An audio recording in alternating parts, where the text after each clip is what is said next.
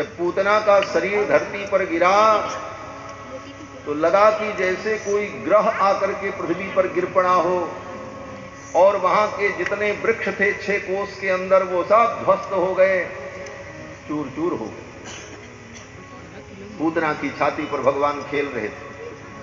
पूतना के दोनों वक्षस्थल, पूतना के दोनों पयोधर के बीच में भगवान खेल रहे थे। पूतना के पयोधर मानो तकिया बन गए थे कि भगवान न इधर लुढ़क पावे न इधर लुढ़क पावे। उन दोनों के बीच में ठाकुर खेल रहे थे। तब तक गोप ग्वाल बाल आए। अब गोप ग्वाल बाल भगवान को कैसे उतारे, ढूंढने लगे कन्हैया किधर किधर। 18 किलोमीटर लंबा कोई आदमी हो और जमीन पर लिटा दिया जाए तो उसके छाती की ऊंचाई भी कम से कम 10 मंजिले मकान के बराबर तो होगी ही, इससे कम क्या हो। और 10 मंजिले मकान पर कोई बालक बैठा हो तो सड़क पर घूमने वाले व्यक्ति को क्या दिखेगा।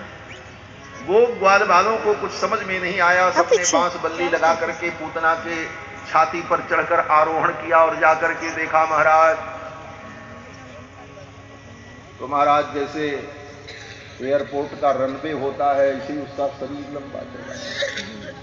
वो ग्वाल बाल सब दौड़ते हुए गए और भगवान गोविंद को उठा लिया, लेकर के आए, यशोदा रानी को दिया। बंद करिए। यशोदा रानी ने कन्हैया को स्नान कराया, गाय के मूत्र से स्नान कराया, जमुना जल से स्नान कराया, गाय के चरण की मिट्टी लेकर के पूरे शरीर में लगाई और फिर गाय का गोबर लेकर के कन्हैया के एक एक अंग में गाय के गोबर का टीका लगाया। रक्षाम चक्रुश्च सकृता द्वादशांगेषु नाम भी। और फिर कन्हैया को दूध पिलाया। दूध पी करके भगवान श्याम सुंदर सो गए। नंद बाबा लौट करके जब उधर से आए तो देखते हैं रास्ते में पूतना मरी पड़ी। फिर ये हुआ कि पूतना को क्या करें। नंद बाबा ने कहा अपने अपने घर जाओ, कुल्हाड़ी फरसा ले आओ और इसको काट काट करके छोटे छोटे टुकड़े करो। इतनी बड़ी पूतना को कोई उठा पाएगा नहीं, चिता में रखना संभव नहीं। तो गोप ग्वाल बालों ने कुल्हाड़ी फरसा लेकर पूतना के शरीर को काट काट करके छोटे छोटे टुकड़ों में विभक्त कर दिया। कलेवरम परशुभित छित्वा तत्ते ब्रजौकसः।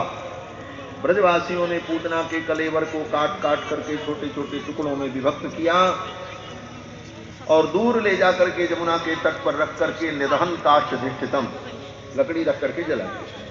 पूतना की जब चिता जली तो चिता से जो धुआं निकला उस धुएं से पूरा ब्रजमंडल सुगंधित हो गया।